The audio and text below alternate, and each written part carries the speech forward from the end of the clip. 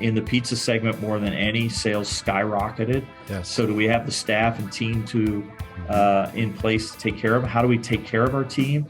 How do we keep them safe? How do we protect them from the coronavirus and so on? And how do we motivate them? So they were working long hours, hard hours.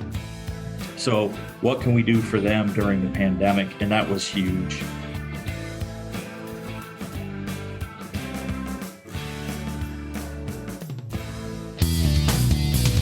Welcome back to the podcast Rockstars. My guest today has literally been involved in building 1,500 restaurants across the U.S. and abroad. His work includes stints with Domino's, Papa Murphy's, and Smoothie King, as well as others. He'll be telling us the true foundational elements of restaurant success, his best advice to operators right now, as well as the labor crisis, rising costs, supply chain issues, everything affecting us right this moment. Don't miss this episode. Stay tuned. You're tuned in to the Restaurant Rockstars podcast. Powerful ideas to rock your restaurant. Here's your host, Roger Bodwin.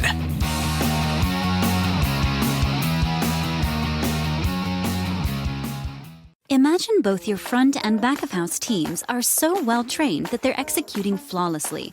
Your front of house is doubling your sales, boosting repeat business, and creating 5-star dining experiences, while your back of house is consistently preparing each dish to perfection, on time and to spec. Having a restaurant this dialed takes a unique training system. That's where Serve comes in. Serve means Study Restaurant Variety, and it is a powerful, mobile training system, custom built to meet the needs of your restaurant. Serve will up-level your team's knowledge and skills, maximize your profits, and create experiences guests will rave about. Serve is the key to unlocking your restaurant's hidden potential and will prove that the more your team is able to learn, the more your restaurant will earn. It's Serve, and it's a game changer. Ready to serve? Get started at servenow.com. Restaurant owners and managers, I call this the business of 1,000 details, and you've got more important things to worry about than calculating and paying your monthly sales tax on time. Well, that's where Davo comes in. Davo puts sales tax on autopilot for restaurants. Davo uses sales tax data from your point of sale system to set aside the exact amount of sales tax you collect every single day and then files it and pays it when it's due, on time for your restaurant every month. Davo takes just 5 minutes to set up, and once it's up and running, you never have to worry about paying sales tax again. Davo costs $49.99 per POS connection per month, and your restaurant can try Davo for the first 30 days free. Davo was created by a successful restaurant chef and owner who knows what's important for your operation. Time is money, and you've got more important things to focus on, like pleasing your guests. You can't put a price on peace of mind. Why not try Davo for the first 30 days at davosalestax.com. Welcome back, everyone. This is the Restaurant Rockstars podcast. With me today, Mr. Kevin King. He is the president of Donato's Pizza. He's got a long hospitality career. We're going to talk all about that. Donato's is a 58-year-old brand with 240 plus locations. Clearly, it's a powerhouse, but it's not just about pizza. It's about subs and salads. It's about salads and desserts, and a whole lot of good times for guests. So welcome to the show, Kevin. How are you today? I'm doing great, Roger. Thanks for having me. I'm really excited to have you. We can learn so much from you because your experience is so extensive. But let's start where it all began for you. Take us back to the beginning and tell us how you first discovered the restaurant business. Sure, Roger. You know, it's strange. I think there's so many of us in this business that are like this. My first job I was in high school. I worked in a local pizza shop in Columbus, Ohio called Tony's Villa.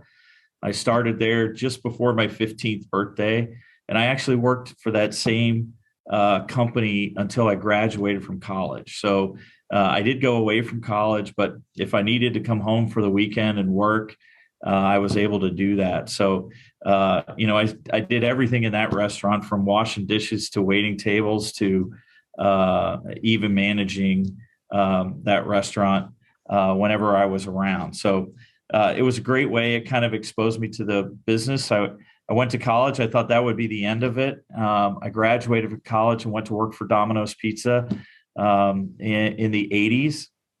And I don't know how the pizza thing stuck with me, but it really did. I spent about 5 years at Domino's. It was a fantastic time. I was young and mobile and moved around a lot, but I got exposed to a lot too. So that was great. And I came back to Donato's after my Domino's career. I came to Donato's. I came back to Columbus, and Donato's was a small regional chain, had 25 stores at the time, all in Columbus.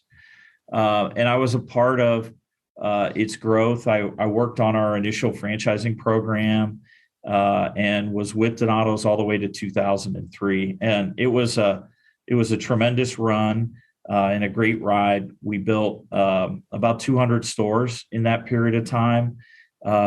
We went through the acquisition with McDonald's and some growth there. Learned a lot about leadership, a lot about values. Donato's is a very values-based organization. We'll talk about that in a bit and what influence that had on my career. But it was a great time. But that's when I really got into both operations, which I'd been in Domino's, but in restaurant development, franchising, and what that was like. I was left Donato's in 2003 and said, I've had enough of the pizza thing, I thought. And I went to Chase, the bank, and worked in retail branch development, so building new bank branches.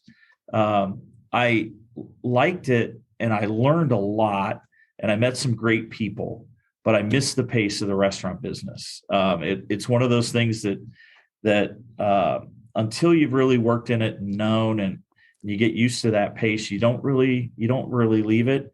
I left Chase and went to Papa Murphy's as a senior VP of development, and later I was both senior VP of ops at one point and the chief development officer. And that was also a great experience. It was my first time working in a private equity environment and understanding what those nuances were, and part of a great expansion program. While I was there, we built over 1,000 stores across the country, and experienced a different brand, a different part of the country. And I was still young and impressionable and learning what's really important in my own leadership style. And so there was a lot of that there. I left Papa Murphy's in 2006 and went to Smoothie King. And Smoothie King was another great brand. It is a great brand. It has a tremendous leader, a guy named Juan Kim. And it's also a very values-based organization, very focused on its mission and its vision. And I knew that was super important to me in my leadership style at the time. I spent 5.5 years there. It was a great time.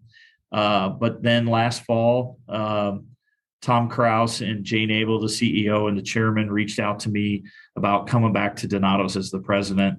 And I was excited about the opportunity, and I needed to be, because I really loved my time at Smoothie King. So it was a tough decision for me, but this is a great organization and a great family-based, values-based organization with a tremendous growth opportunity ahead of it. So I'm super excited to be back at Donato's and excited about what the future is going to be. Well, you have had and are continuing to have an illustrious career by anyone's standards. And clearly restaurants and hospitality are in your blood, but some would say pizza as well. You've got a certain soft spot in your heart for pizza. And I would say the same. I started my first pizzeria. It was a wood-fired oven concept. And that was in my blood for 20 plus years before I sold it. So I get it. There's such a history there, and it's such a solid concept. But again, let's talk about your experiences in building these restaurants. Now, 1,000 plus restaurants, you were right in the middle of growing these, different locations. What was a typical day in a month like in your life back then? You must have traveled quite a bit. You were working hands-on with franchisees, I should say, getting the concepts off the ground, but you had a bigger picture role, I'm sure. So could you tell us a little bit about, what a typical day or month might have been like back then? Yeah, it's hard to describe a typical day because Yeah, I don't know that they're there all was a different. typical day, but Yeah. I spent a lot of my time in both at Papa Murphy's and at Smoothie King on the recruitment side. Oh, The lifeblood of growth is attracting great franchisees or franchise partners and getting them excited about that. So I spent a lot of time on that piece, but not only just who we were going to grow with, but where. So what markets were our focus? Where in those markets, where are we going to be successful? Where do we have everything working for us? So I spent a lot of time on that. The real estate side comes into play. yes. Restaurants are about location. You have to be where the guest is in order to be successful. I spent a little less time on the construction side, but what are we building? Is that attracting guests? Is it fulfilling our mission, whatever that is for that brand and that piece? But over the course of my career, I've spent a tremendous amount of time on the franchise recruitment side because you got to get the right people.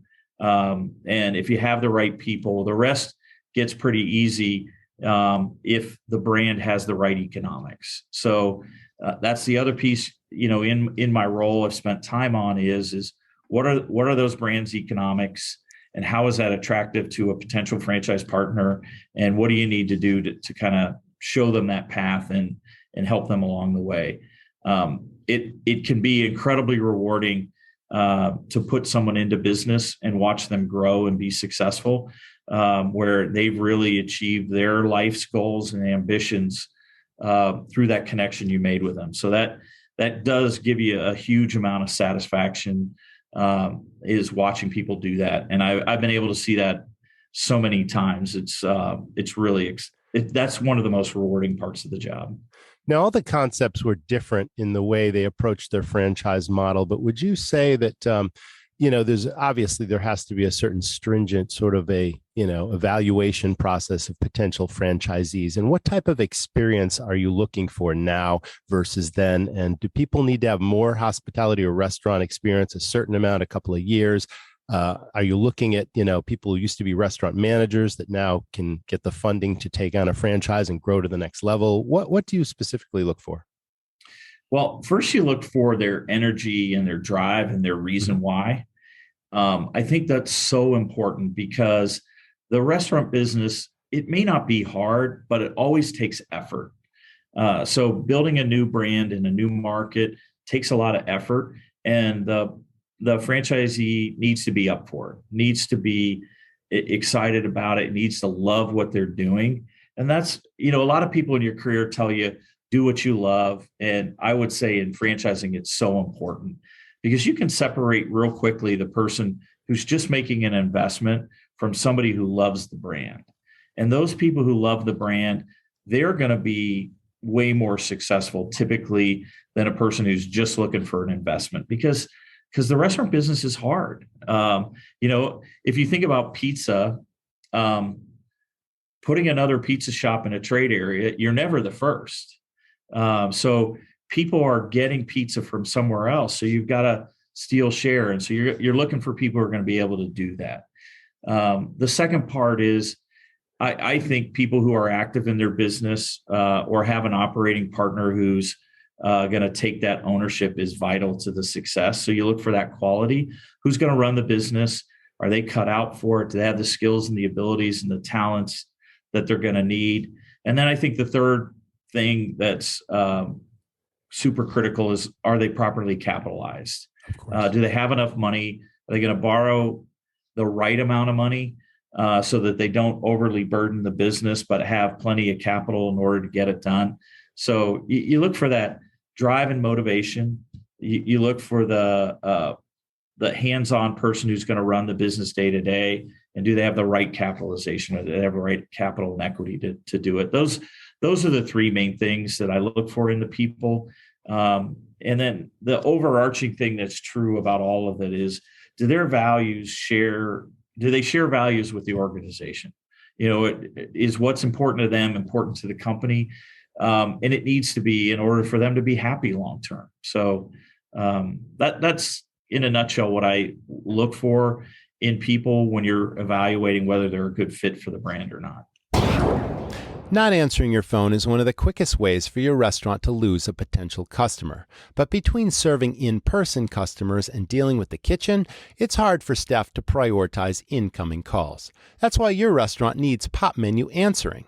Simple questions that keep your phone line tied up can be handled without pulling a staff person from your in-person hospitality. Reclaim the power of your phone. Pop Menu Answering is powered by artificial intelligence to answer the simple questions most people call in with, like, do you have outdoor seating, or what are your hours? Within the Pop Menu platform, you can customize answers for your restaurant and choose the voice your guests hear, plus create customized greetings. Pop Menu Answering picks up your phone 24/7, 365 days a year, turning every phone call into an opportunity. Plus, Pop Menu's full collection of tools helps optimize your restaurant's website and menu, streamlines your ordering experience, and assists in retargeting to enable you to build long-lasting relationships with your guests. Get help answering your restaurant's calls now with Pop Menu Answering. And for a limited time, my listeners can get $100 off their first month plus an unchanging monthly rate at popmenu.com/rockstars. Go now to get $100 off your first month at popmenu.com/rockstars. Let's talk about location, as that came up a moment ago. And of course, that old adage, location is everything. And it really is, but there's a big widespreading difference of space available today. And there's so much space available. I don't need to tell anyone that, the pandemic has wiped out 100,000 plus restaurants. A lot of those were lease situations. And now there's a lot of space out there, some of which already have fit ups and hoods and equipment and furniture and all that sort of thing. And it's probably the easiest and less expensive time to get into this business right now, as opposed to having a lot more need for capital when the spaces have all this stuff. Are you finding that opportunity? And yes, if that's I would the case, say to a lesser extent, because as you said, location's so important. Yep. And if you think about the real estate world today, the best locations have tenants in them. So, the first restaurants that fail, they fail for a lot of reasons. The restaurants that fail because they were undercapitalized, didn't have the right operator, but they had a great location, those get backfilled really quickly. Mm. And yes, those are attractive opportunities, and there are some of them. But there's a lot of restaurants that really failed because they weren't in the right location, and those opportunities we want to pass on. Whether it's for a Donato's today, we want, a location that matches the image of our brand, which we sell abundantly topped, high quality pizzas. So we want to be in a trade area or a shopping center that matches that description. So I wouldn't say we're finding great locations more readily. There's a lot of bad locations available today, but great locations are still super competitive. How long does it take to build out a store once you identify a space and, obviously make it reflect the brand, and you've done all the market research and the traffic counts and all the things that go into determining this is a great space. There's anchor tenants that are a draw.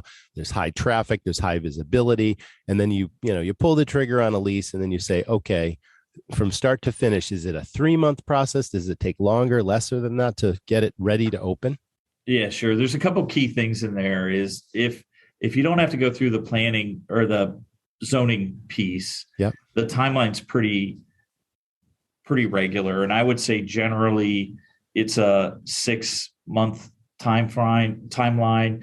You got to get your architecturals done. You got to get in for permit, and then you got to build it. Mm-hmm. Typical restaurant fit out you're doing in around 80 days or less. The big variable in there is how long is it going to take me to get a permit. But I would generally say 6 months from signing the lease to getting open is a pretty good timeline. If you don't have to go for zoning, if you go for zoning, it depends upon where you are. It could be a year and a half. It could be 2 years. So, that's the wild card in it. If you're building a freestanding building, you probably add 60 days to that timeline. So maybe closer to 8 months from getting that lease executed until the cash register's ringing on the other end. Let's talk about getting a new franchisee up to speed in the operation. What type of training do you offer? At Donato's, we have a pretty long training period. The biggest part of our training is really about mastering the skills. They're not hard. I could teach you how to make a pizza, in about 20 minutes, but I can't teach you how to make it fast. Our restaurants we have a great operating system, but we're throwing a lot at you because we do dine in, carry out.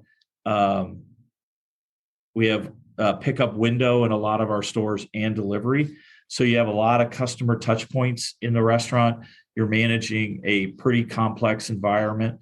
Our average unit volume is over $1 million. So we're doing some sales.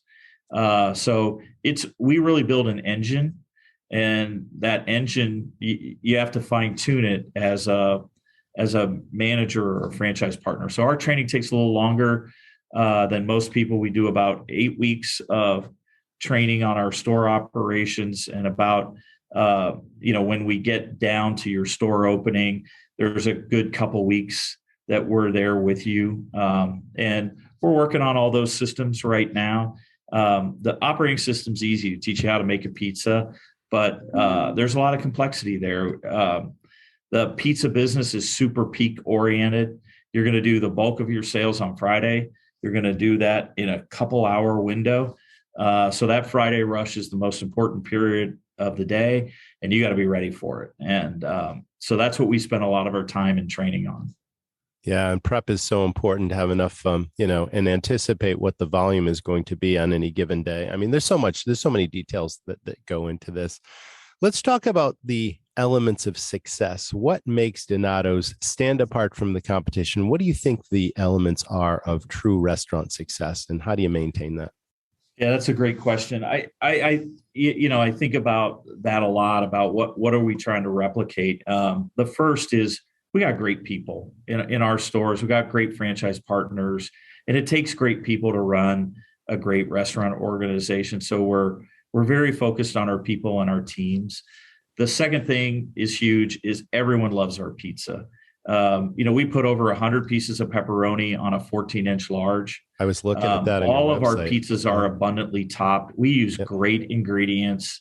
Our pepperoni pizzas, I'd stack that up against anywhere in the industry. So we have great food, great products that we can make consistently day in and day out. And then the third leg of that is just that engine I just talked about. Is we have a high capacity, high volume pizza making system, unlike anybody else's in the industry. So we can pump out a lot of pizzas very consistently every time in every store. So our people, our product, and our system are the three keys of success in a Donato's.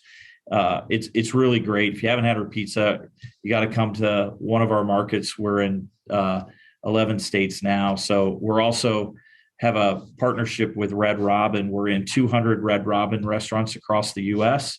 So you can get a Donato's pizza on the West Coast now, California, Oregon, Washington, Arizona, Connecticut, or Colorado. Yeah. So we got a great presence across the whole country. So if you haven't had a Donato's pizza, you got to give it a try. And I'd start with a pepperoni. Yeah, like I said, I was noticing, I was looking at all the pizzas on the websites, and you're known for pile high toppings and edge to edge, you call it. With that said, have you had supply chain issues? We've all seen rising prices on product. Have you had to adjust prices significantly to sort of compensate for that? Sure. Great question. And really two parts, right? So supply chain has been super challenging. We've got a great team of people here who have been able to keep our restaurants stocked for the most part. But I will tell you, every week it's a different item. So right now I'm drinking water out of a branded cup, but in a lot of our stores today, they're blank. We got souffle cup issues. I will say for our stores, we haven't had any major product issues on our core items like pepperoni and our family recipe sausage, or our thin crust dough and stuff like that. We've done really well on, but those smaller items in our stores, you'll see some product shortages. We're going through a lettuce issue right now. So, if you're in one of our stores today and they say they're out of lettuce, bear with us. We're working on it. But so we've had tons of those issues, but we got a great team behind us, supporting us on the supply chain side. Pricing, wow, that's a different topic, but yes, labor issues, wage inflation has been a big barrier for us, which has affected our pricing power. That we definitely had to adjust prices based on that. And right now, we're really getting hit on all fronts. The price of proteins have gone up dramatically. Chicken wings, pork products for sure have gone up. The war in the Ukraine, who really thought about how much that would impact supply chain? But Russia and Ukraine is the second largest exporter of wheat, and obviously you don't have most of our pizzas without wheat. We do have a tremendous cauliflower crust, but wheat is a huge part of it for sure. But they're also a huge grain supplier, and that's going to impact the price of proteins. Cows eat grain to generate milk, and then all the pork products that we use are definitely impacted. So we're seeing huge pressure, and then the price of fuel. So getting those products to our store is impacting pricing. So yes, that's been a major challenge for us. We've definitely had to adjust prices more than we like. And I think the consumer has been pretty accepting of that so far. I know that's going to come to an end about their willingness to pay. And so we're trying to do everything we can to minimize cost without sacrificing that tremendous quality pizza that we make every day. But it's definitely impacted menu pricing. Get big flavor without the labor with Smokin' Fast from Smithfield. It's fully cooked or smoked proteins, including American barbecue staples and global flavors. Everything from ribs to pulled chicken to brisket and barbacoa, all are authentically slow cooked to perfection. It's so delicious your guests will never know it wasn't smoked right in your own kitchen. Now you can add barbecue to your menu without adding a pitmaster to your payroll. Visit smithfieldculinary.com. So the mark of great leadership and a really strong brand is how you react during crisis. And we all went through the pandemic 2 years ago. And obviously you had to react quickly, immediately implement a strategic plan, damage control, work with your franchisees to get through this, through the unknown when no one really knew from state to state and from minute to minute what was going to happen. Take us through that experience for you, because you were probably right in the front lines of that. Yeah, I spent most of the pandemic at Smoothie King, but the lessons are the same. And you really captured all of it. I think the key in pandemic reaction was, first of all, assessing the challenge and the problem and creating solutions really quickly. So what do we need to do? I remember in the early days of the pandemic, it was all about getting restaurants open. It was about telling our guests that we were open, and what can we do to support our franchise partners out in the field to get their restaurants open. And the same was true at Donato's too, learning what they did. The second big thing was communication. Everybody was scared. Everybody didn't know. So communicating with everybody regularly was a huge part of what we did when I was at Smoothie King and what Donato's did for its partners here. More often than ever, franchise partners were relying on the company to give them information. What are we allowed to do? What do we have to do? What funds are available, PPP and all those other things. Of course. Franchise partners were looking for guidance more than they have ever in their career, because things were changing so fast. So that communication was so important. As the pandemic wore on, it was educating our guests about how we're servicing them. In the pizza segment, more than any, sales skyrocketed. Yes. So do we have the staff and team to in place to take care of them? How do we take care of our team? How do we keep them safe? How do we protect them from the coronavirus and so on? And how do we motivate them? So They were working long hours, hard hours. So what can we do for them during the pandemic? And that was huge. Then you get into the kind of are we going to live with this virus forever? And what do we have to do as the pandemic wore on and the peaks and the spikes? Certainly in 2021, it became a staffing challenge. There was COVID fatigue. People are tired of wearing masks. Maybe I don't want to work here anymore. I'm overworked and I'm tired. So what can we do to energize our teams, keep them excited, keep the store staffed was huge. And what can we do to handle the business as it was coming at us? So those were huge parts of what we're doing. And now is as we move into kind of a post-pandemic, what do we do in our restaurants? How do we bring people back into dining rooms? How do we get stores back to regular hours? How do we take down the barriers that we've had between us and the guests for a while? So it's really those same principles: is quick evaluation of the situation that you're in and communication to all the stakeholders, the guest, the franchise partners, and our team members out in the field. So those have been the keys that I've seen through the pandemic. Be nimble, be smart. You can be nimble and smart at the same time. So you can make quick decisions, but base it as much on the facts that you have. Dig deep into your business and know where things are. But those are the keys in this pandemic world we've been living in for the last couple of years. I think restaurant technology, Kevin, has become more and more important during the pandemic. Things like online ordering have become essential. Everyone pivoted their model to curbside pickup and delivery, which you mentioned. What technology is critical to your operation today in each individual location? Wow. Technology is a huge part today more than ever in running any restaurant. In the pizza segment, online ordering is enormous.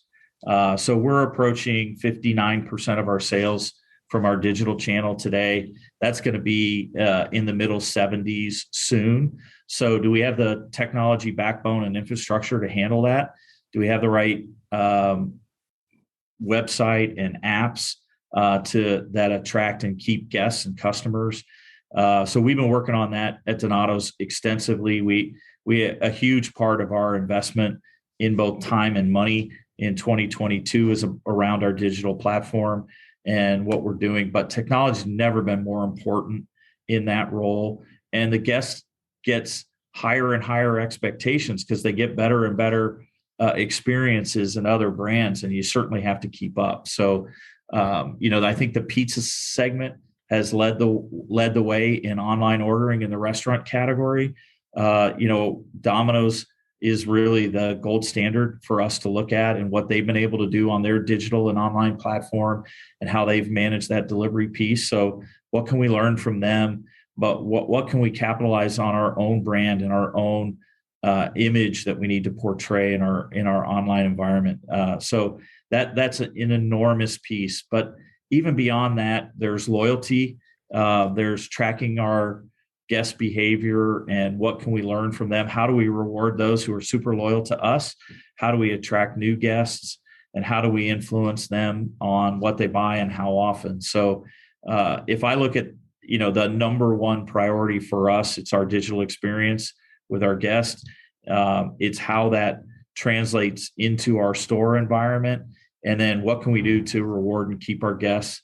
And then the other part, what I'll call technology and innovation, is the role that third-party delivery companies have played. What role DoorDash and Uber Eats and how they've really changed the model in the restaurant business.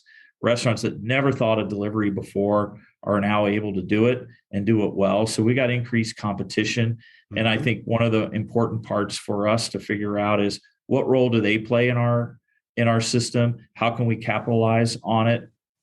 And how can we embrace them? Because they're a force in the restaurant business like never before. And the pandemic was a curve jump for those players in the business. And I don't think it's going to go away. I think so many customers value convenience, and to them, that's what DoorDash and Uber Eats, and Grubhub are all about. So we got to embrace them. We got to bring them into our system. We got to figure out how we take our great delivery operation that we have today and use DoorDash or Uber Eats to make it even better. And that's what we're working on. I was going to ask you if you had your in-store delivery or if you use third-party delivery. So you've answered that question for me. Let's talk about at the store level. I asked you earlier what the training was like for a new franchisee and how they get up to speed in running their store. Now they're running their store and they need to onboard their own people. Is there a sort of template they follow? And what is the training program like to develop the certain mission that you have for the company to deliver the best guest experience possible? Courtesy is part of it. Service is certainly a big part of it. And then product knowledge, of course, knowing the menu inside and out, knowing what makes Donato special, and just imparting that on a customer as if they were a regular customer, even if they're a first-time visitor. It's like that guest interaction is so pivotal to our business. For sure. And, that's one of the big advantages of joining a franchise system is if you're starting your own restaurant, you're creating every bit of training and every program from scratch. And frankly, creating great training programs, not all of our core competency. So at Donato's, training is a huge part of it. We have a great operating system, but we got to show you how to take advantage of it. Making a pizza is not the complicated part, doing it quickly. But in a complex restaurant operation, there's so much coming at you that you got to do it well. We have really good training programs, and we're constantly improving those programs.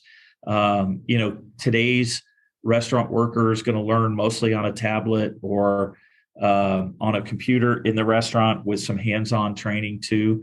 And that onboarding experience of a new associate is so important on whether they stay with you. And we see it in our restaurants across the board. Those who onboard great have low turnover, and those who don't, there's constant churn. And we got to work with them to make that onboarding experience just fantastic for that new associate on our team. So we're investing a lot of time in selection of who we pick and why, but what their onboarding experience is like and how we get them trained, how we bring them into our family, how we make them feel comfortable. Those are the keys to whether or not people stay. And people stay. It's a old phrase, but people don't quit jobs; they quit people. Right. So you got to give them that you got to embrace them right from the minute they walk in the door and make them feel comfortable. And a lot of that's about giving them great training. So we do some hands-on. Of course, we got charts and checklists and all those things and great videos. But the key is making that human connection with people, because that's the reason they're going to stay or leave. Of course. What's your best advice to operators that are still open? They've been through the pandemic. Now they're just struggling with the labor crisis. Everyone's been beaten up badly. Their staff are overworked. Some restaurants have to shut down certain days, close hours because they just can't staff up when business is literally booming again. It's got to be incredibly discouraging. I know that from my own experience, because after selling numerous restaurants years ago, I got back into the business just before the pandemic. And then I went through all the challenges that everyone's gone through. And I was fortunate enough to sell my operation a few months ago. And now I'm out of the restaurant business, but I understand it. And, these are unprecedented times, and there is a light at the end of the horizon, and you just got to dig deep. But what would you say to operators that, what would you say would be your best advice to those people? This is it's another old adage, but it's I've heard it a lot recently from our CEO, Tom Kraus. And you have to step back and work on the business rather than work in the business right now, For sure. Because you got to come up with a solution. So if staffing is your challenge, how are you going to get staffed? And when you're working in the business day in and day out, you might make a decision that, hey, I'm just going to close, but you're so exhausted that closing a day or opening late or closing early or those things, they're not going to solve the problem, because you got to identify the underlying cause of what's causing your staffing challenge right now. And so my advice is step out a little bit to work on the business rather than that day to day. I don't know who's going to open today, and I don't know who's going to close today. So I'm just going to muddle through it. So think about what your true challenge is. And I think this one's hard for operators is the associates' expectation on pay has changed, and we have to get over that. And you have to pay that wage that's competitive. And then once you're paying a competitive wage and you're getting the application flow, then you've got to really work on the onboarding.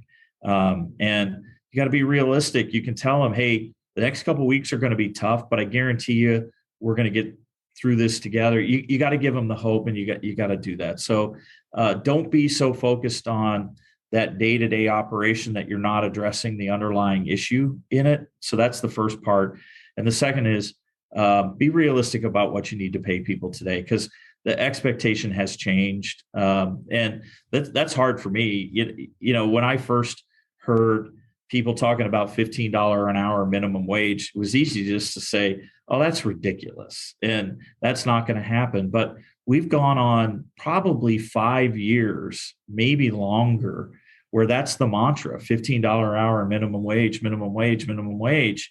And no matter what the federal minimum wage is, you can't find people at $7.25 an hour today. So you gotta realize what that pay needs to be, and you got to get yourself there, however that's going to be. And it's hard. I mean, because you're like, well, they're not worth it. Well, I've heard people say that, but the reality is the world's changed fast. You know, the greatest thing about the internet is what it's done for how fast we can change, how fast we get improvements in our business. But that information flows exponentially quicker today.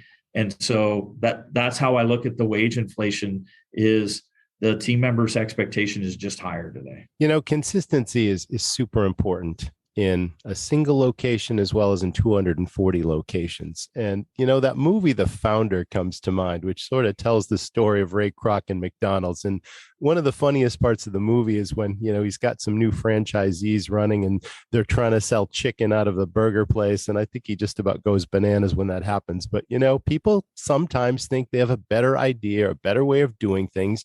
And a franchisor's main role is to maintain consistency and not deviate from the formula that works, that they've spent years and years proving in the field. Some franchises will allow certain flexibility and, you know, new ideas are open and some aren't. Where do you stand on that issue? And tell us how you maintain that consistency across 240 locations. Yeah, so that's a great point. And it really dives into what a franchise model is all about. First of all, we have a core operating system that if you implement it, you're going to make great pizza. And when you make great pizzas, you're going to be able to sell it and charge a little bit of a premium price for it. And so we try to stick super close to that. And that's where we direct our partners' energies to. Is we're not going to all of a sudden, pepperoni is, went up 20%. So let's cut back on the pepperoni on a pizza. That's not going to happen in our system. We're not going to allow that. And those are the guardrails that I think you're talking about with Ray Kroc, and franchise systems are really important. The second part of a successful franchise system is still encouraging innovation and listening, those two pieces. So we still want and value franchise partner innovation. What are your ideas? We just want to put guardrails around it. So what are you allowed to do on your own? What do we need to suggest? What do we need to test? And making that super clear. But every successful franchise system listens to their franchise partners. And if you don't, you're not going to run a successful system for long, because good operators are going to leave. So we have to listen to you. We have to involve you in the decisions that we make. But we also owe it to you to keep a consistent path so that we don't mess up our formula for success. So there's a fine balance. You know, a franchise system doesn't succeed when it lets every franchise partner do whatever they want. Of course. But a franchise system also doesn't succeed if they think they have all the answers, because why do companies franchise? They franchise primarily because they want to accelerate growth by using other people's money, but also other people's people. And if you forget that second part, there's a lot of ways to get money in today's world, but that's not why you franchise. You don't franchise because you want other people's money, because you can get money other ways. You franchise because you want to leverage other people's people, and that you have to remember that. So you have to communicate, you have to listen, and you have to involve them. So those are keys for us as we move forward. They're keys for any franchise system. That's beautiful advice. And that is the foundation of any successful restaurant right there. Well, Kevin, I can't thank you enough for being a great guest on the podcast. Oh, you're welcome. Roger, I enjoyed it. And again, if you haven't been to Donato's, whether you're a listener or for you, Roger, please give us a try. Let me know what you think. Love to hear it. Well, I'm a huge pizza fan, as you know, so I'm going to try and do just that. Thanks, Roger. Thank you so much. That was the Restaurant Rockstars podcast. We'll see everyone in the next episode. Stay well. Thanks again, Kevin, for sharing your inspiring insights and experience with us on the podcast. If you haven't already, why not head over to restaurantrockstars.com? I'm giving away 3 ways you're killing your restaurant profits. It's more important now than ever that you maximize every single sale and, most importantly, maximize profit on every sale in your restaurant. So go check that out. It's free. I'd like to thank the sponsors of this week's episode: Pop Menu, Smithfield Culinary, Davo, and Serve. Thanks again for our audience for tuning in. We'll see you all in the next episode.